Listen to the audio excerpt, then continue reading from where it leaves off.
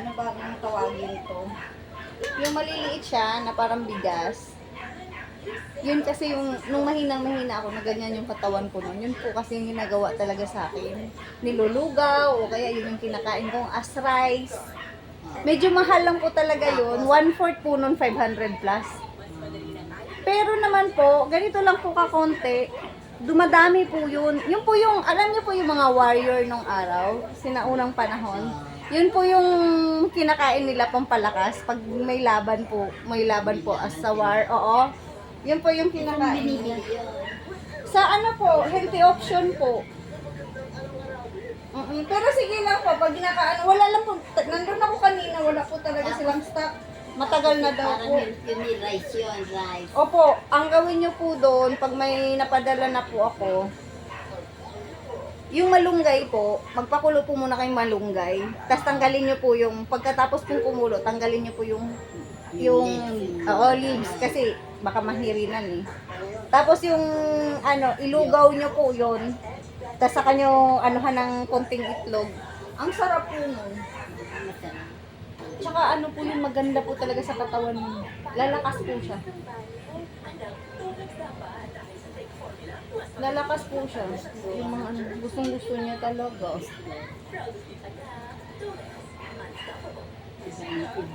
Iba.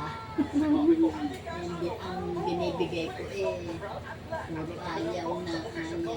Nagsasawa po siguro. Kasi ganito, ito po kasi yung namin, pag ganito po pag ganito po yung status namin. Gusto namin yung kung ano yung nasusunod dun sa panglasa namin. Pag lagi-lagi kasi parang wala, iaano mo na eh. Kasi nga, gano'n ako. Iba naman, sinigang nila, tinola.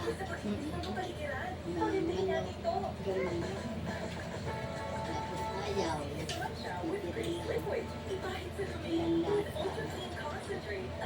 Wala, natawa naman ako. Ha? Ang aga ka dyan, ginabi ako. Gabi na, Kay. Gabi na. Galing akong trabaho pa. Kita may tsura ko, ngarag-ngarag na. Antok na antok nga ako habang nagdadrive ako. Medyo alert lang dahil motor ang dala ko. Kaya sabi ko, ang ginawa ko nga kanina habang nagdadasal na lang ako, nagpe-praising na lang ako, kumakanta na lang ako. Oo, habang papunta ako dito kasi sabi ko, antok na antok ako. Kaya sabi ko, may lakad kasi ako bukas, tapos kasi diba nung Monday, sabi ko sa'yo pupunta ako. Hindi naman ako nakalusot, bigla akong na-occupy. May interview ako sa media nung araw na yun. Hindi ko alam, sunod-sunod dalawa sila. So, nagdire-diretso yung ko. Nabot ako ng gabi, lalo na yung interview nung sa newspaper. Nabot kami 2 oras na higit. Ayan po, tungkol po dun sa itong sakit po nga namin, yung pinakukwento nila yung journey ko. Tapos bukod dun, kasi po ngayon may bakuna na 1.2 million po yun na vaccine para sa mga kabataan. Para po maprotektahan, hindi nga po kami umabot ng ganito. Opo. Ngayon, ang nangyari po, nagpaplano na naman silang babawasan sa sunod na year. Magiging 750,000 na lang. Sabi ko, hindi pa nga ninyo naubos, hindi nyo pa nga na magbabawas na. Ano ka? Naubos mo talaga siya. Gusto mo pa ba? Meron pa doon. Ha?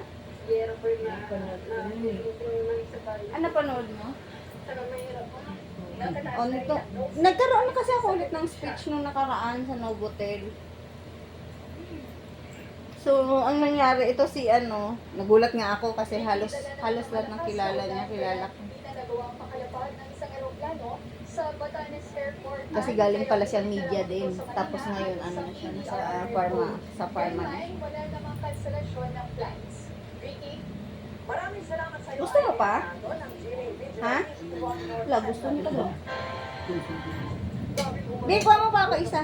Tama na. Okay lang po to. Ano naman po to? Pampalakas po ito. Wala na. Parang hindi niya nakainin yun. Hindi niya to talaga kakainin na kung lagi niya na ba itong kinakain ganito? Hindi. Ay, hindi naman. Yan yung kaninang umaga. Kaninang umaga, tinapay din. Pinapay din. Yan. Hindi niya kakainin yan.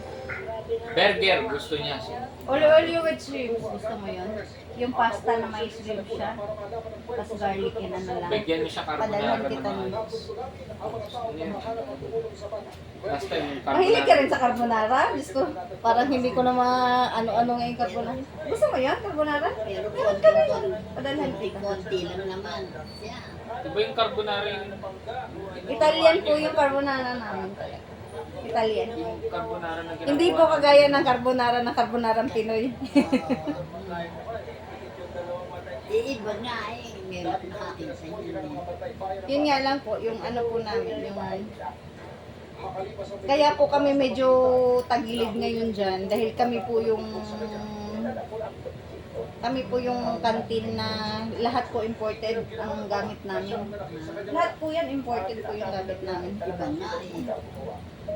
Hindi sa akin ang Sobrang mahal. sobrang mahal talaga. Pag imported, siyempre. Yung 4 na peraso po na yon, 4 lang po ang order nun. 400 plus po yun, 460. Yun yung... Siguro, pwede yun sa Pero hindi mo, ano po eh, kasi talagang, ang mayayaman kasi, yun na yung food nila eh. Hindi naman nila iniinda yun.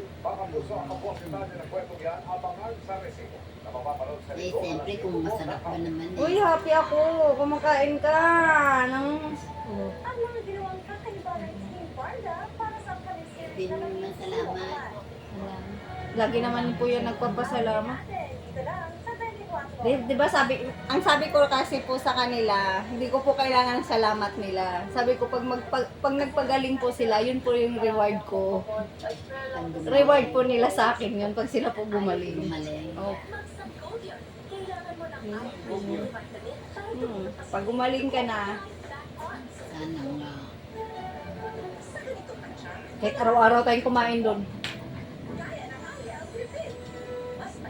Gusto mo araw-araw kang pumunta doon, sabihin mo lang pangalan ko. Ang galing. Sa IS kasi hindi ka makakapasok kasi sobrang stricto ng school namin kasi international school po eh. Sa school ba yan? Mapataksi, mapagrab, bawal po pumasok. So, pagka po, kunyari po, ako po magpapapasok ng tao doon, kailangan ko po i-email sa school. At kailangan po i-approve po nila mo. Ganun po yung Saan ba ang ano nyo sa school? Opo, sa school po kami. Ako po sa school ngayon. Pero yung store po namin, nadala ko po yan siya doon sa Aura po. Eh, yung kumain tayo, okay? Yan yung pinaka-store namin. Yun yung pinaka-main namin. Pero sa school meron din kayo? Meron din po. Yun po yung canteen namin. Kung mayayaman mo. Opo, 1.5 po ang isang bata doon. Nagpa-enroll. 1.5 million. Ganun nga. Alam ko. Ano po yun ah? Yung anak po ni Tony Gonzaga, nandun po. Anak ni Ina. Di ba nag-post po ako nung nakaraan? Nandun po